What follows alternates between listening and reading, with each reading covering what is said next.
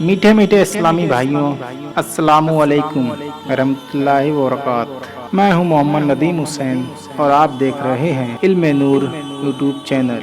आज हम आपको बताएंगे आशूरे के दिन होने वाले 9 अहम वाक़यात। पहला वाक़या है, जिस दिन हजरत सैयदना नूह अलैहिस्सलाम की कश्ती कोहजूती पर ठहरी थी, वो दिन जुमे का था और मुहर्रम की 10 तारीख।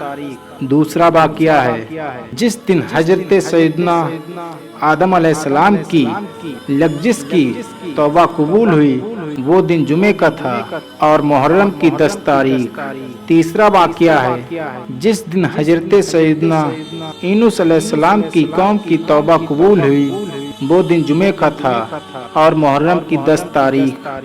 चौथा वाक़या है, जिस दिन हजरत सैयदना इब्राहीम खलीलुल्लाह पैदा हुए, वो दिन जुमे का था और मुहर्रम की 10 तारीख।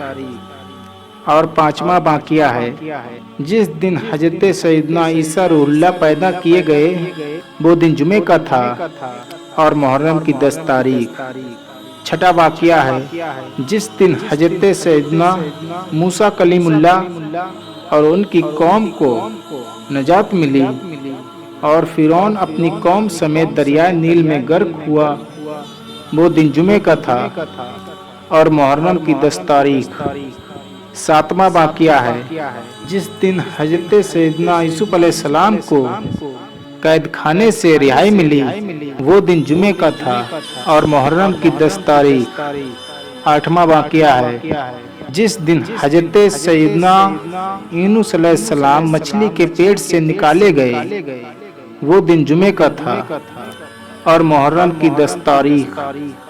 नौवां वाक़या, जिस दिन सैयदना इमाम हुसैन रज़ी अल्लाह ताला अन्हा को मैदान करबला में शहीद किया गया, वो दिन जुमे का था और मुहर्रम की 10 तारीख।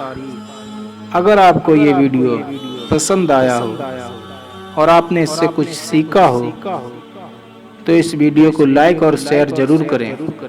और आप अगर मेरे चैनल पर नए हैं तो अभी सब्सक्राइब करें।